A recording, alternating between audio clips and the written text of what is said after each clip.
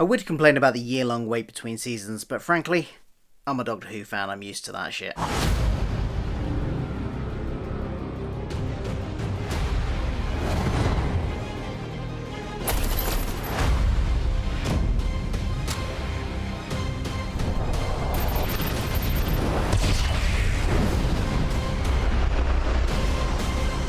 So you're saying to save S.H.I.E.L.D. We have to save Hydra.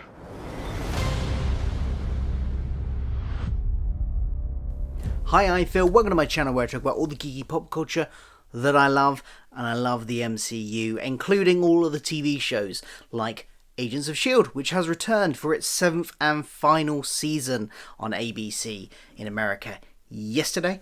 At the time of recording, not sure when I'll get this video out, but I thought, I've never reviewed Agents of S.H.I.E.L.D. I've talked about it in videos sort of talking about the plots and things like that, but I've never done an actual review of an Agents of S.H.I.E.L.D. episode before, so I thought I'd give it a go, given it's the first episode of a brand new season. But I'm not sure if I'm going to do the whole season, or if I'm just going to stick it to this one and maybe do a sort of wrap up of the whole season at the end. I don't know. I haven't entirely decided yet. If you want more of these, if you want weekly reviews of Agents of S.H.I.E.L.D., do let me know in the comments below, because I'm potentially up for it, time permitting. But I'm not 100% sold on doing it yet. So let me know if you fancy it. So the first episode is called New Deal, and it finds our team first of all resurrect. Oh, by the way, spoilers ahead if you haven't seen the episode. I'll try and keep it relatively minor spoilers, but just warning, there are spoilers ahead. So we find the team having just created, Gemma Simmons has just created a life model decoy of Coulson and loaded up his memories from the framework scan of his brain from season 4, and also programmed in all of the events that have happened to him since then so that he's up to speed. And effectively, that gives us Coulson back. Coulson with some potential issues, which I will talk about later. But it's nice, after having a year of having Sarge, having not the proper Phil Coulson, but this sort of alternate version of him, where he's this gruff, weird character that we had last season.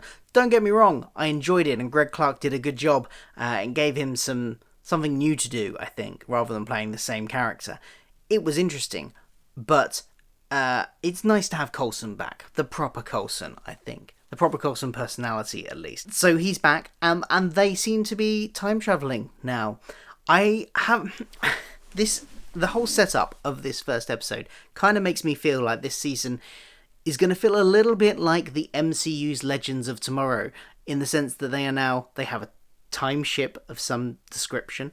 They have a team which includes superheroes, and they're going to be travelling to presumably different periods of time, protecting the timeline, or trying to stop someone interfering too much with the timeline and stopping their own creation. It seems very Legends of Tomorrow-esque, but I think they'll do it in their own way, but it just can't help. It just seems very much like a similar setup to that. I'm sure it'll be a lot less cheesy than Legends of Tomorrow, though. Don't get me wrong, I love Legends of Tomorrow, but boy is it cheesy. And I love the cheesiness in that show. I wouldn't want Agents of S.H.I.E.L.D. to go that cheesy, though.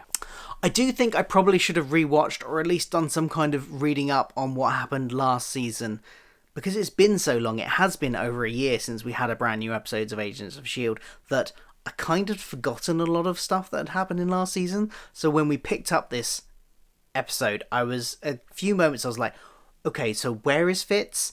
And what's happened to May? I can't remember any of this. I kind of remembered some of it, but and more of it came back to me as I watched the episode.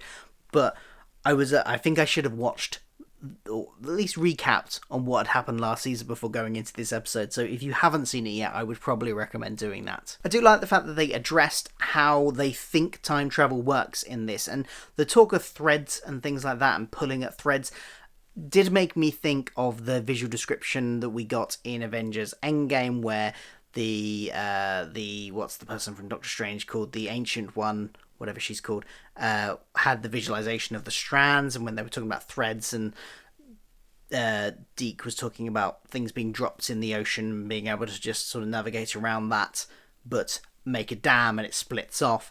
That all seems to be very reminiscent of the Avengers stuff. But maybe, I don't know, they seem to be implying that they can change stuff and they'll be in different timelines, as opposed to where Avengers, they came back to the present, they were back in their own timeline. So I don't know if within the world of the MCU, maybe that's something to do with the method of time travel that causes the differences there. I don't know, it's just weird, but I like the fact that they at least brought it up at this point. So the episode finds them in the 1930s, dealing with what they think is an assassination plot against Franklin Roosevelt, FDR, the orchestrator of America's New Deal, which is where the title comes from. That's in history. But in the fictional universe of the MCU, he also founds the SSR, the scientific... I can't remember what it stands for. The SSR, the predecessor to S.H.I.E.L.D, basically. So they think that the Chronicons, who are trying to stop S.H.I.E.L.D being created, have gone there to assassinate FDR in order to stop the creation of S.H.I.E.L.D. There's a twist at the end, which I thought was quite interesting, and certainly creates some character dilemmas and some moral dilemmas for the team that is going to be interesting going forward. That means that wasn't their aim. It's a nice little twist at the end. Talking of characters, there was some good character stuff here. I think we're going to get throughout this season some good stuff from Greg Clark, which we got a hint of here.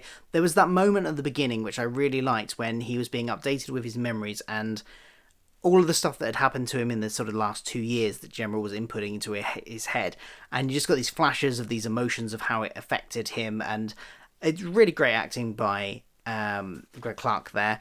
And I think that's going to be a theme that's going to be going forward throughout the series, is going to be him dealing with being resurrected again when he didn't want to be.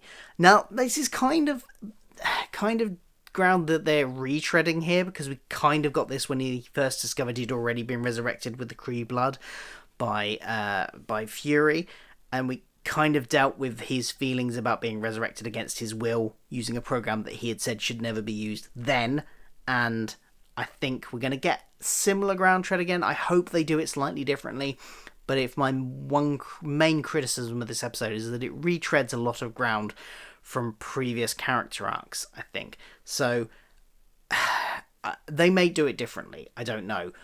But I think it is certainly ripe character stuff for them to explore. It was also nice seeing the kind of parental relationship again of him and Daisy. That came across really well from both actors. This episode also looks absolutely beautiful. I think they're really going in for the aesthetic of the era they're travelling to. Be interesting to see if that carries forward when they go to other eras. The title sequence, the Agents of S.H.I.E.L.D logo, wasn't the usual logo. It was written in the kind of LA noir type style, film noir type style, 1920s, kind of 1930s feel to it. So I wonder if they're going to update that with every episode. I don't necessarily think they're going to be in a different time period every episode. I think they might still be in the 1930s next week, for instance. So it's not going to be quite as many time hops as Legends of Tomorrow. But I think from the trailer we got some look at some future settings. So there was some futuristic city that we saw in the trailer. So they're definitely going to be going to the future. I think they might hop a little bit forward in time, but still in our past as well. So I think we're going to get some sort of several different time periods, but there might be several episodes in one. And I hope that they keep up this aesthetic feel of keeping within the eras they're going to have the episodes in. So this one, as well as the logo, the sort of color palette and the color grading on the episode made it very much feel like a stylized 1930s feel to it, which I think worked really well. Being in this episode in the 1930s and having both female and black main cast also meant that they brushed on the subjects of both sexism and racism, which I don't think, but they didn't really focus on them, which I liked, but they were there in the background. Some characters reacted in certain ways, and it kind of just made it feel more authentic to the time period they were in that happened. If they just completely ignored it and had Mac walking around and not a single person comment on him or make any sort of remark to him that referenced his colour at all, that would be and his race at all, that would be odd for the 1930s America, even in New York. But And similarly with Daisy, the fact that there was a police officer that makes a sexist remark to her about her laughing about the fact that she says she's in the Canadian Mounted Police. But overall, I think those bits really add to the feel of the setting and the era, and they're not overplayed, and then, they're not really honed on. There's happens a couple of times to Mac, and he clearly frustrates him, and but it's a reminder to him that he has to not rise to it because he can't affect history too much. Ripples, not a damn. So he, trying to keep that in is quite a nice character moment for him, and not react to it too much is a good character moment for him too. There's a lot to wrap up in terms of making this feel like a satisfying conclusion to the series. This is the 7th series, and that's a good run for a TV show. And I think in this series they're probably going to be wanting to loop back round to some of those things that we've had in the past, just to make to really pay off for the long-term fans of the show. So we've had a few of those in this episode. The twist towards the end, if you don't want the spoiler for that, go away now. But the twist towards the end of the assassination not being trying to assassinate FDR, but to be assassinating the bar boy, the barman, who turns out to be the father of one of their old enemies, Malik, who is in Hydra. That's interesting. The callback to Malik is interesting. The fact that they now have to effectively save Hydra in order to save the future of S.H.I.E.L.D. is interesting from a character point of view, to see the moral implications that brings up. They're going to be forced to save their enemies, so that's quite interesting. And also you got Koenig, is that how you pronounce it? Koenig, played by Patton Oswalt. Is that his name? I might have got that wrong. Anyway, he is in this episode as an ancestor presumably of his characters he has previously played, the Koenig brothers. So that's quite nice, little callback there. And I think we're probably going to get more of these. I wouldn't be surprised if there's been rumours of some Agent Carter cast being in it. One of her her love interest from that is rumoured to be in this series of Agents of S.H.I.E.L.D. Maybe we'll even get a Peggy Carter cameo herself. Who knows? She's been in Agents of S.H.I.E.L.D. episodes before, so it's not out of the realms of possibility. I think we'll get lots of stuff like that. So overall, I thought this was a good start to the series. I think it gives some promise. The things I'm worried about are the fact that they are kind of retreading some old ground, which might be part of the feeling like you're going back to the old series and paying off lots of things the fans might want to see, sort of revisiting the hits, as it will. But I think there's a bit too much repetition in terms of the themes and some of the things the characters are going through, like Coulson dying and being resurrecting and not being particularly happy about that. That's something they've done before, and they're retreading that ground. Also, Fitz and Simmons being kept apart yet again, which is a reoccurring thing. And it just seems like old ground by this point. They keep on getting split apart, pulled back together, split apart, pulled back together. And I don't know, it just seems, can they not just do the final season with them together? It just, how much more have they got to get out of that, of them being separated?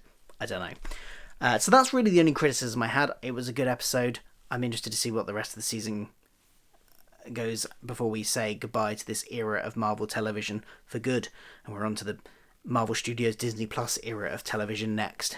So what did you think? Did you like this episode? Let me know in the comments below. If you haven't seen it yet, are you looking forward to it? And let me know, don't forget, if you want me to do more of the reviews throughout the series, or maybe I'll just do a wrap-up video at the end if people aren't that interested. Thanks for watching, and I will see you soon. Bye.